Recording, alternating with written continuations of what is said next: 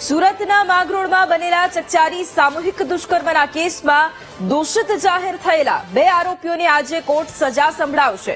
7 October એટલે કે 5મા નોરતા પર રાતના સમયે બોરસરા ગામે મિત્ર સાથે બેઠેલી સગીરાને આરોપીઓએ ભોગ બનાવી હતી। બાઇક પર આવેલા 3 આરોપીઓએ સગીરા અને તેના મિત્રને ધમકાવ્યા હતા। સગીરાના મિત્રને ભગાડીને સગીરા સાથે વાડી વિસ્તારમાં દુષ્કર્મ આચર્યું। સગીરાનો મિત્ર ગામ લોકોને લઈને આવે તે પહેલા મોબાઈલ ચોરી અને શખ્સો ભાગી ગયા હતા। પોલીસે ત્રણેય આરોપી મુન્ના પાસવાન, શિવશંકર ચોરસિયા અને રામ સજીવનની ધરપકડ કરી હતી। જોકે શિવશંકર ચોરસિયાનું પોલીસ કસ્ટડીમાં હાર્ટ એટેકથી મોત થયું હતું, તો પોલીસે ફાઇલ કરેલી 3000ની ચાર્જશીટને આધારે કોર્ટે બાકી બંને આરોપીને દોષિત જાહેર કર્યા છે।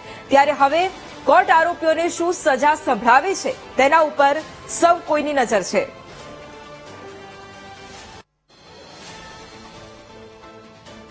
તો સુરતના માંગરોળમાં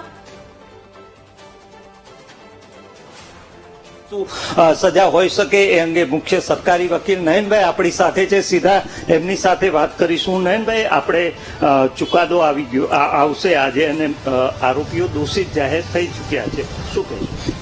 મોટા બોરસરામાં જે ગેંગરેપનો બનાવ બનેલો એમાં શનિવારે બંને આરોપીને સુરતના સ્પેશિયલ જજ શ્રી પરમાર સાહેબે દોષિત ઠેરવા છે। સજા બાબતે બંને પક્ષને સાંભળ્યા છે। સામે પક્ષે ઓછી સજા કરવા જણાવ્યું, જ્યારે સરકાર પક્ષે એક દાખલારૂપ સજા થાય તે પ્રકારની માંગ કરી। એટલું જ નહીં, ભોગ બનનારને 10 લાખ રૂપિયાથી ઓછું નહીં તેવું વળતર પણ આપજો એવી પણ દલીલ સરકાર પક્ષે કરવામાં આવી। કારણ કે ભોગ બનનારને ન્યાય તો અપાવી શક્યા અમે, પણ એને જે માનસિક ટ્રોમા છે એ ટ્રોમામાંથી કંઈક સરકાર પણ રાહત કરી શકે, એટલાને માટે સરકાર તરફે 10 લાખ રૂપિયા ઓછામાં ઓછા વળતર આપવાની એ રજૂઆત પણ કરી છે।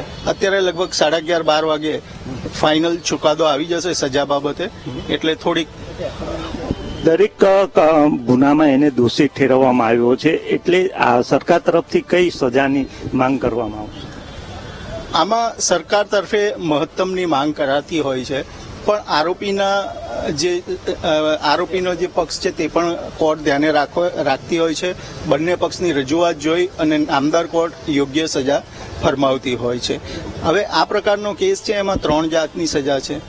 ઓછામાં ઓછી એટલે 20 વર્ષ, મધ્યમ સજા એટલે જિંદગીના અંતિમ શ્વાસ સુધી આજીવન કેદ અને કેપિટલ પનિશમેન્ટ, આ 3 સજા છે।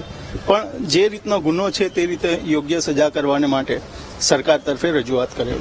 ચોક્કસ અત્યારે હવે સરકાર તરફે રજૂઆત કરવામાં આવશે, મહત્તમ સજાની માંગ કરવામાં આવશે। અને સૌથી મહત્વનો મુદ્દો છે કે જે 2 આરોપી, 3 પૈકી એકનું કસ્ટડીમાં મોત થયું હતું, 2 આરોપીને સજા સંભળાવવામાં આવી છે અને તેની સાથે સાથે આ બંને આરોપીઓને મહત્તમ સજા થાય તેવી માંગ સરકાર તરફથી કરવામાં આવી છે। પીડિતાને ઓછામાં ઓછું 10 લાખનું વળતર મળે એવી પણ માંગ સરકાર તરફથી કરવામાં આવી છે।